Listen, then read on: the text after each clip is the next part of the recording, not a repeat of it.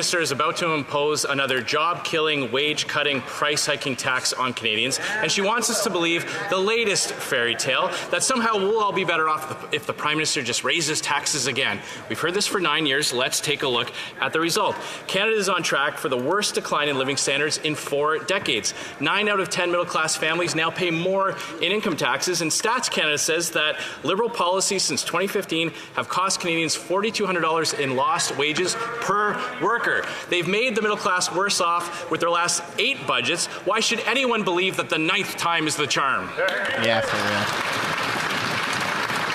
The Deputy Prime Minister and Minister of Finance. No, please.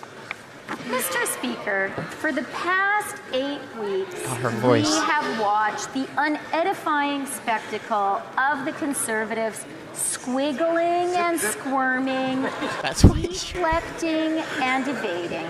But today they have no choice. Today they had to pick a side. And we're seeing now the side that they have chosen. The Conservatives are coming out against fairness. They think a nurse or a plumber should pay tax at a higher rate than a multimillionaire. Canadians are watching. Canadians now see whose side the Conservatives are on. The honourable member from Regina Capel. For 9 years, Canadians have suffered from the terrible consequences of Liberal economic policies. And now, what are they doing? For young Canadians struggling to be able to afford to buy their first home, they're raising taxes on home builders. For families barely able to afford groceries and lined up at food banks, they're raising taxes on the farmers who produce the food. And for thousands of Canadians who have gone years without having a family doctor, they're chasing even more doctors away with a new tax on medical professions. How is any of that fair? The Deputy Prime Minister and the Honourable Deputy Prime Minister and Minister of Finance. Mr. Speaker, the Conservatives have been trying so hard to fake it. They have been trying so hard to pretend they actually care about working Canadians. But today, there's a vote coming, and they have had to finally pick a side.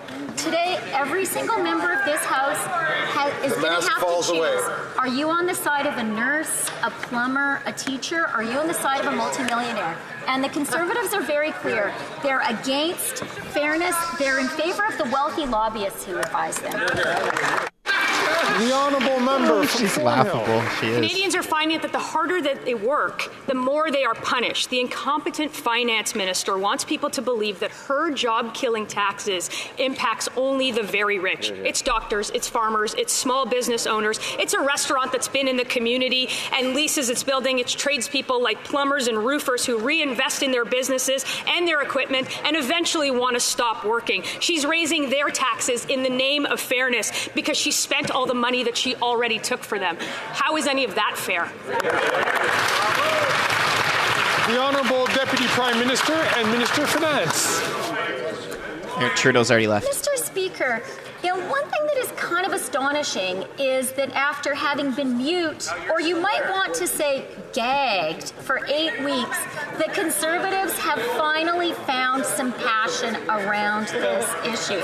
And isn't it astonishing that when given an actual opportunity to choose to side with a plumber, to choose to side with a nurse, or to side with their multi-millionaire lobbyist pals, the Conservatives are choosing to vote against fairness. Canadians are watching.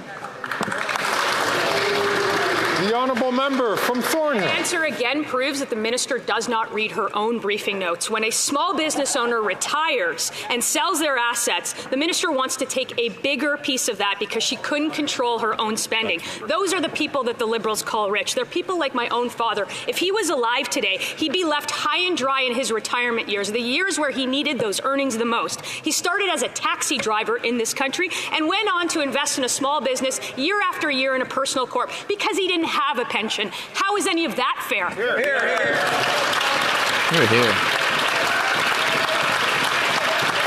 The Honourable Deputy Prime Minister and Minister of Finance. Mr. Speaker, squiggle and squirm as you might, it is really hard to put lipstick on a pig.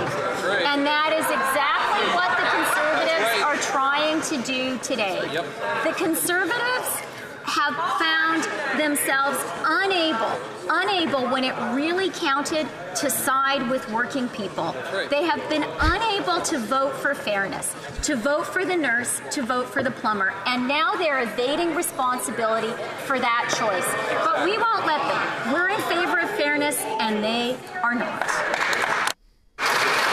The honourable member from Calgary, Forest Lawn. This fast and furious finance minister unveiled her latest job-killing scheme to screw over Canada's middle class to bankroll her incompetency. Newcomers like my family came here for the Canadian dream, had very little, worked hard, saved money, and started a small business. She calls them tax cheats and vilifies their success. This job-killing capital gains tax hike will destroy their life's work. Hey, they can save it all by cancelling their Disney Plus. But before this minister runs away from the mic again, does she think her attack on small businesses is actually fair? The Honourable Deputy Prime Minister and Minister of Finance. Mr. Speaker, for the past 8 weeks, the Conservatives have been dithering and delaying and deflecting. They were squirming. They were so uncomfortable because they recognized they had to make a really big choice. Were they actually going to be on the side of working people, Canadians who live paycheck to paycheck, or on the side of multimillionaires? Well, today, we know whose side they're on. We are voting for fairness. The Conservatives are voting against it, as we always knew they would. The honourable member from Calgary, Forest Lawn. Her and the leader of the NDP can do as many photo ops with their bikes as they want, but these champagne socialists are taking money from the middle class to give to rich liberal insiders, their elitist Bay Street buddies, and the bloated bureaucracy. This job-killing tax hike vilifies success, punishing small businesses and their workers. That's why GDP per person in Canada is collapsing and Canadians are poor. Before she spends another $1 billion next week to service her debt, can she tell us, is this fair?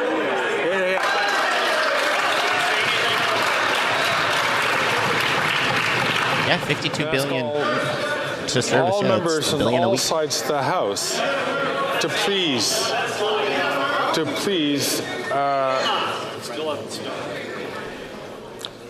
to not express yourselves unless you're recognized by the Speaker. It's for a whole bunch of reasons, but the very least of all is so that we can hear the question and hear the answer. The Honourable Deputy Prime Minister and Minister of Finance. Mr. Speaker, I'd like to read out a quote from a debate in the House of Commons. Quote, "Monstrous increases in capital gains are making the rich vastly richer and creating a kind of aristocratic feudal economy." What? You know who said that? The member for Carleton. Oh! He did, yeah. And today, he is leading his party in voting to make those gains even more monstrous, in voting in favor of that aristocratic feudal economy. Well, we vote for fairness. They vote against it.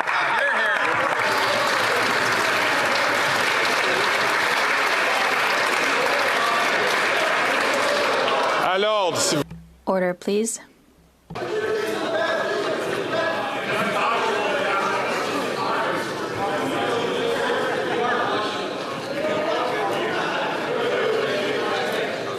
Ask members to the right, please, to keep their comments unless they're recognized by the chair.